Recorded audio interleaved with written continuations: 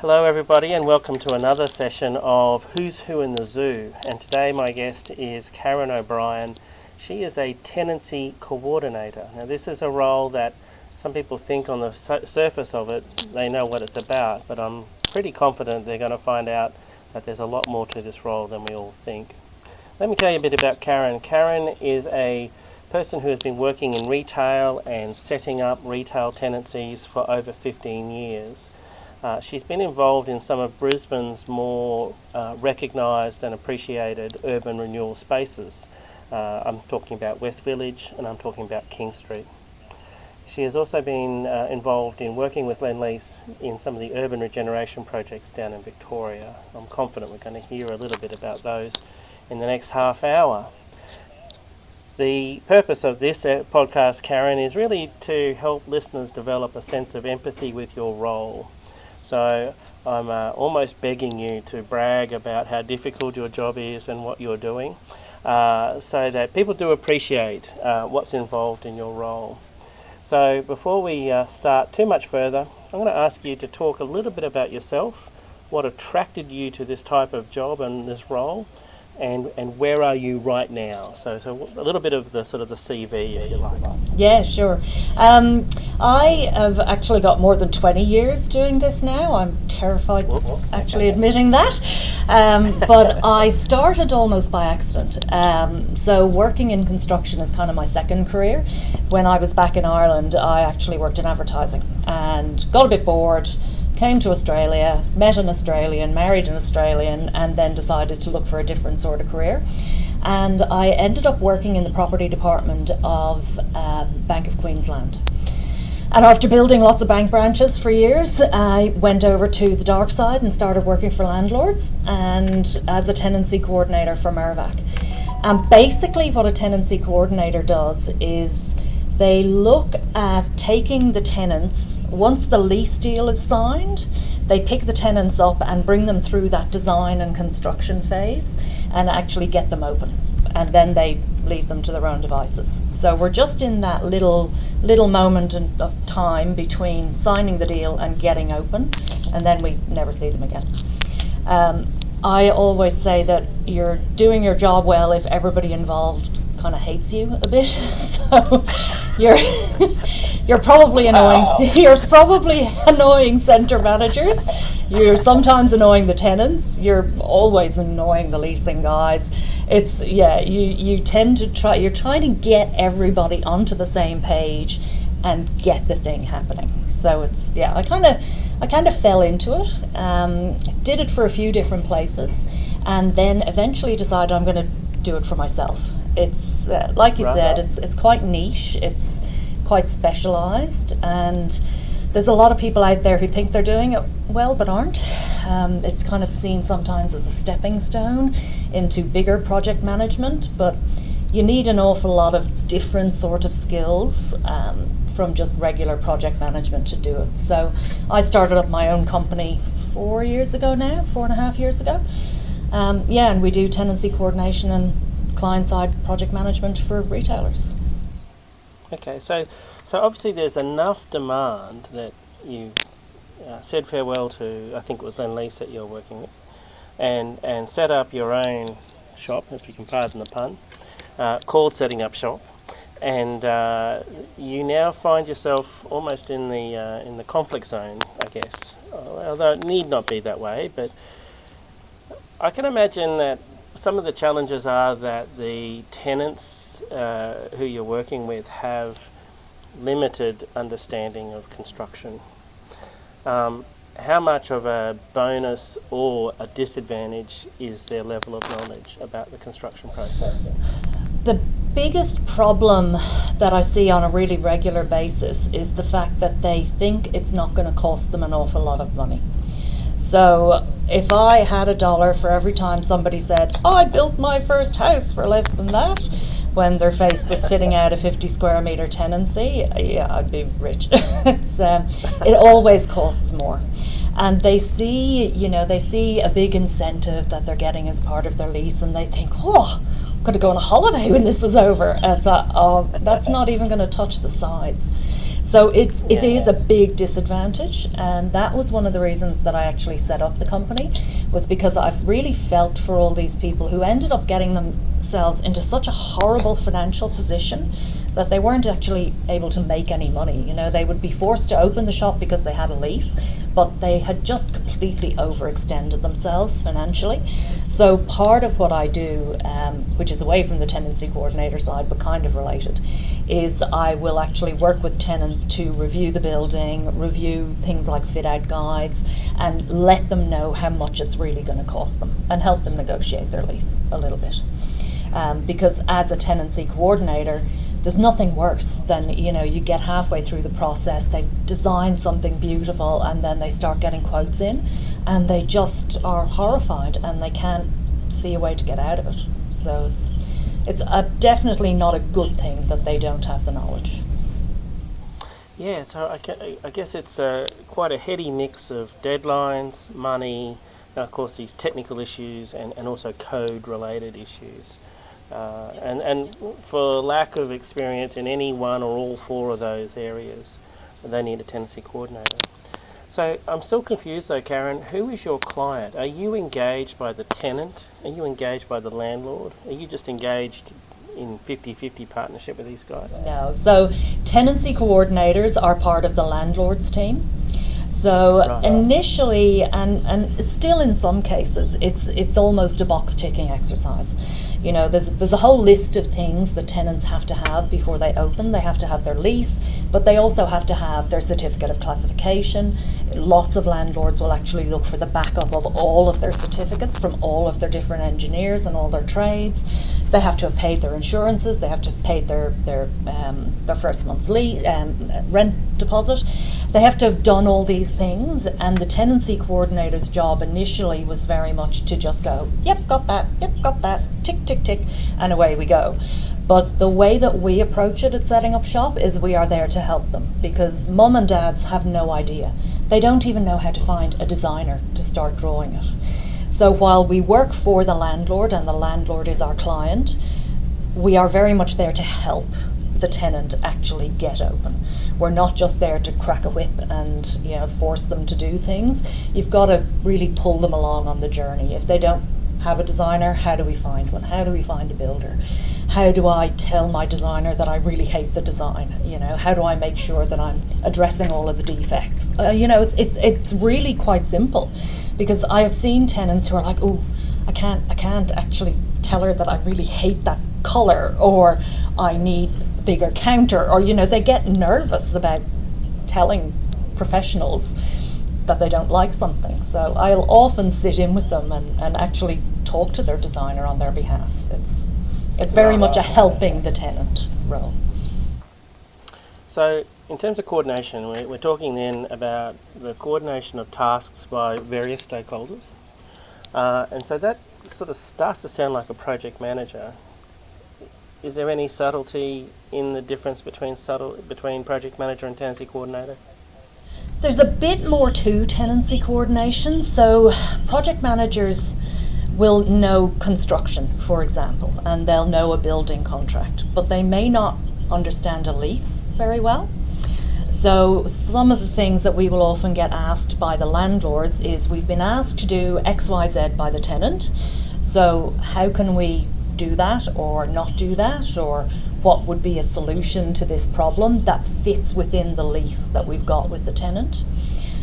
So leases are a little bit different to a construction contract, so it's got that certain subtlety to it, and we find that that's really important with our clients, the landlords, to be able to say to them, look, this is what the lease actually says, this is what you have to do, but maybe this is the limit of what you have to do. You don't have to go beyond this for the tenant.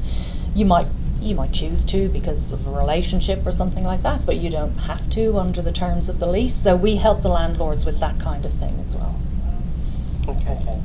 So the landlord engages you, and in some ways I'd imagine there's a protection of our asset. You know, don't let some guy come in and just put in a really stinky kitchen exhaust, comes to mind. don't, don't let some guy come in with really loud music and upset our apartment owners. I don't want to second guess any other sort of stories like that, but is the protection of the landlord's asset front of mind for them, or are they got other things that are important to them? It's on the landlord. So, everybody's a little bit different.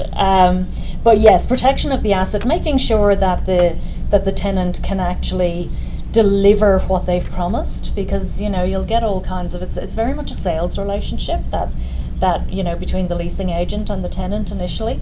So landlords want to make sure that this amazing cafe that we're going to get is actually an amazing cafe. So making sure right from the outset that the design is correct, and then that they build in accordance with the design, and that they get all the certifications. So you are involved that whole way through that build process. And yes, they do want to make sure that they're not going to be left with a mess at the end of it. So it can come down to things like, well, how are you managing your rubbish?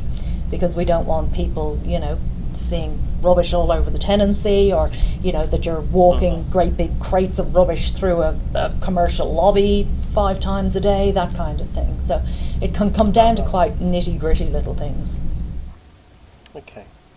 So on a day-to-day basis, what are we talking about? I presume there's meetings, but in addition to meetings, what else is going on, Karen? A lot of it is making sure that people are actually on track. So you might get a tenant, and I'll get handed the deal maybe 3-4 months before they're due to even start on site. So it's making sure that have you engaged your designer? Where's your design at? And giving them targets to try to hit. And then things like doing site inspections with engineers like yourselves, with designers, pointing out, every building is different, pointing out the little idiosyncrasies, the little weird things that have and haven't been done that you need to deal with, and making sure that they can deal with them. So it can be everything from being up on top of a roof looking at where some air conditioning plant is meant to go, being down in a basement pointing out where your grease trap is and how you're going to have to do a great big run across the top of a whole load of car parks, and to sitting down with the designer, to sitting down with council. We often go in and do council inspections with tenants. It's extremely varied. That's the fun of it, is it really is one of those no 2 days are the same, and you get to talk to everybody, which I really like. So you kind of you know everything that's going on. Good fun. All right, so I'm getting a clear view that in terms of adding the most value to the project, you're really about organising the tenant on behalf of the landlord, so that day one, hopefully the tenant's making money, making their rent payments, and they haven't damaged the building. Have I left something out in how you add the most value to a project? Look, I always try to encourage clients to engage us as early as possible, because we're used to dealing with buildings that are largely finished, and there's not an awful lot that we can fix at that stage. But if you engage a decent tenancy coordinator like us early on in the process, we can suggest ways for them to actually build the building, and point out things that could save them money, that could make the tenant's life easier during fit out, and actually smooth the process down the track. Because we often find that people, especially in mixed use developments where the focus is on the bulk of the building, which is above, and the retail gets a bit forgotten about down the bottom, and they can, you end up with food tenancies with no back doors. So all of their deliveries have to come through the front door, which isn't a great look. You can end up with undersized grease traps. You can end up with tenancies that have no way of getting kitchen exhaust out. It's very hard to address those things, and by hard I mean expensive down the track. So we like to get engaged as early as possible so that we can influence that sort of design and just make sure that the whole project is set up well enough to make it easier to open tenants down the track. All right. I'm probably fishing now for a couple of stories. What's a bad day at the office look like? Well, there's the times that the tenants realise it's going to cost them 3 times what they thought it was going to. That's never fun. There's the times when they can't make payments to their builders and their builders stop work, and then you've got the landlord sending them rent invoices and they're not actually even trading. The most frustrating days I have are when a building has been designed to suit the base builder. I'm trying to be cautious because sometimes the easiest way to build a building is not necessarily the most fit for purpose. Friendly. And you end up having to go back and fix things, and that's frustrating, and it always annoys me that people think, oh, the retailers will fix it, and retailers by their very nature do end up fixing it. They just want to open up their shop and serve the public and do their thing, so they will make it happen. But the stress involved with that and the extra cost for both the tenant and the landlord is frustrating. So that a bad day is when you realise that there aren't enough toilets in the building to actually get a liquor licence for a restaurant. Or when you realise that, we can't actually, I know you've signed a lease, but we can't give you kitchen exhaust. There's actually no way for us to do that. Those kinds of things are frustrating when we haven't been able to influence and fix that earlier in the process. So you're in a very difficult place in some ways, because you're beyond the place where you can make changes, but you're probably closest to the person who kind of needs these changes made. So you're the first one to hear them complain, you've leased me a space with no kitchen exhaust or grease trap access. And I can imagine you're there going, correct. I didn't personally design it for you, but you're absolutely correct. That's the scenario you're in. So, yeah. All right. Yeah, it does make it hard, but then you get to try and help them figure it out. And it's not always as straightforward as, well, like, let's dig a great big hole and stick in a grease trap. You can look at different ways of doing things. It's that kind of trying to be out of the box to figure out the most cost-effective solution for everybody. That sort of problem solving is good fun.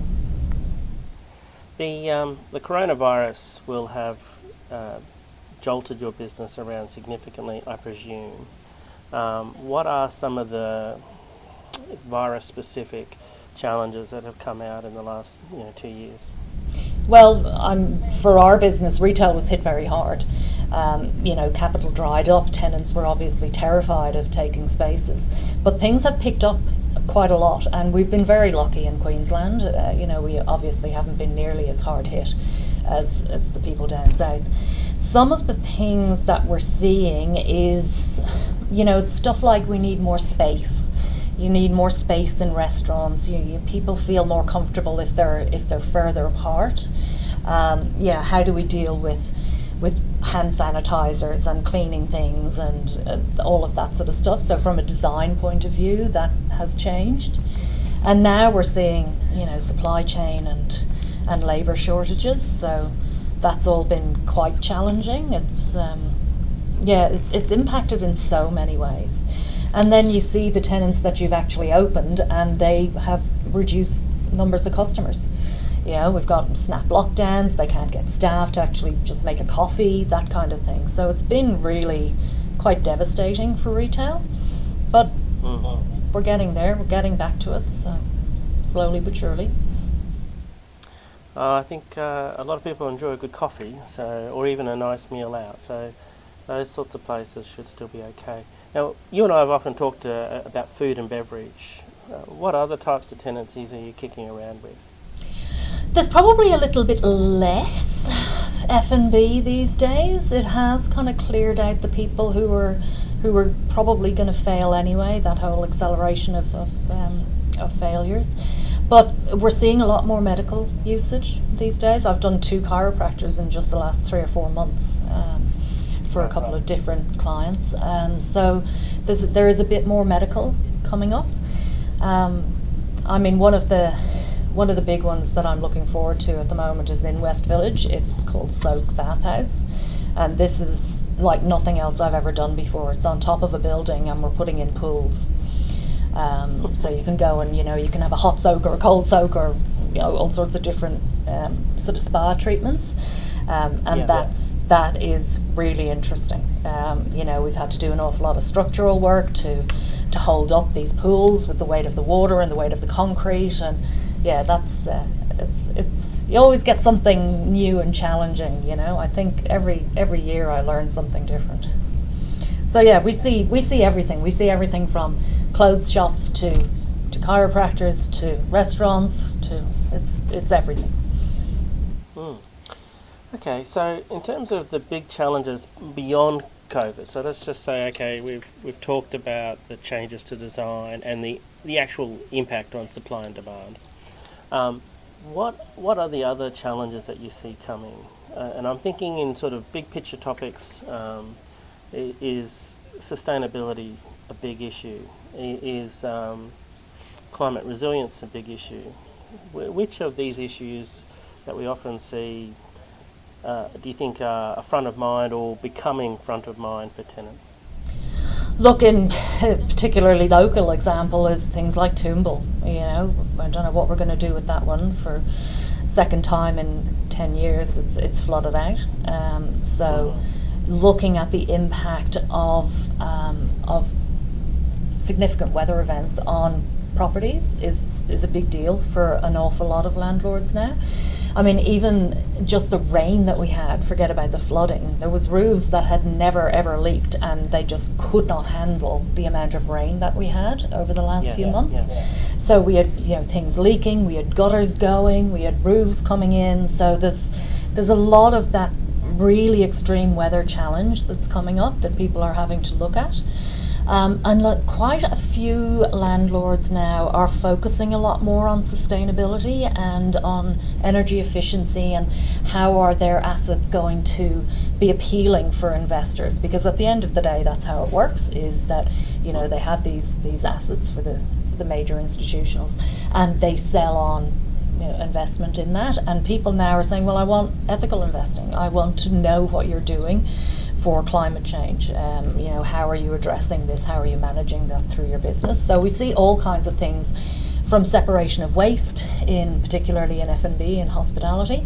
So you've got to be careful that you're recycling everything, composting things, you're using recyclable containers and coffee cups, stuff like that, and all the way through to we're not going to put gas into our developments anymore. You're going to have to figure out a different way to cook. So and as tenancy coordinators, we will then help tenants understand that, because it's one that I haven't had to do yet, but I know it's coming, explaining how you cook without gas. It's just such a given for an awful lot of F&B guys. It's just going to blow their minds. Yeah. So this is a skill set that I don't think you mentioned at the start of the show. You're going to have to become an expert on things like cooking without gas, so that's great. Well,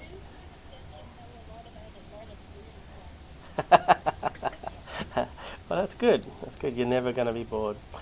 Karen, one of the last questions I've got for you is, I'm thinking about all the people that you bump into. Do you have any suggestions or almost sort of requests about what they do? How can what they do assist your job or assist your role in being successful? Yeah, I would have to go back to thinking about the end result right at the start of a project, and always keeping that in mind. From day one, when you start looking at the feasibility for a project that you're going to build, it's very easy to cut things and remove things without thinking all the way through how it's going to impact people down the line. And I would love to see developers really think about what they are building for retail, particularly in mixed use. It's really important. Nothing hurts me more than seeing vacant shops at the bottom of buildings. I think it's such a waste. It's depressing for an area. It doesn't help whatever you've got above you, whether that's retail, whether it's residential or commercial. it's such a missed opportunity. And I mean, there's a few issues there. Some of it's around the level of rent and how the project stacks, all of that kind of thing. But rather than just thinking the retailers will figure it out, I'd love them to really pay a bit more attention to it. I think mixed use is the way of the future. We've seen all of the big shopping malls really start to suffer a bit as people were a bit more wary of, well, I don't want to go in there. There's too many people. It's closed in atmosphere. So they're going to have to look at their repositioning. But I think that mixed use is really going to come into its own as we start to create all of these communities and these spaces around cities where you've got a bit of everything. Just don't forget about the retail. Think about it early on and make it easy for your retailers to come in and build. Okay, so to reflect some of that back to you, you've talked about beginning with the end in mind. And I think in your conversation there, you're really thinking about the landlords, thinking about when this is finished, this will look like West Village, for example. But just to unpack that a little bit, you're probably jumping into 12 or 15 retail spaces, say, and they're all going to have a mech engineer and an architect and a certifier. I mean, that must be just difficult that you've got 15 certifiers, for example, on a project, all with a slightly different view of what the landlord's building is about. It can be, if you've got a little bit of a heritage edge in there, that can certainly throw people for a loop. But again, my job is to explain all of that to the tenants team. So, I'm always, it's a regular thing, just sending out, here's all of the documents, here's the fire engineering report, here's the Section J report, here's all the CAD files for that, here's the base building certification. It's being able to package all of that up really easily and just send it out to people so they've got all the information they need.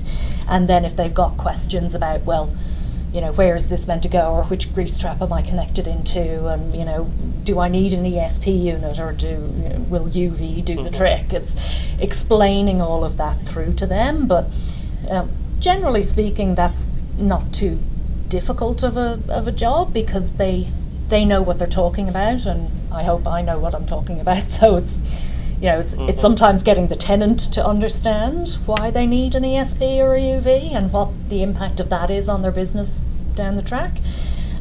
So that's not too bad dealing with all those professionals. It's the people who don't get it, like the tenants or like inexperienced development managers who don't want to ask questions. That can be tricky. Okay, so designers who are working on particularly a retail tenancy, one of the first things they ought to do is find out who is the tenancy coordinator.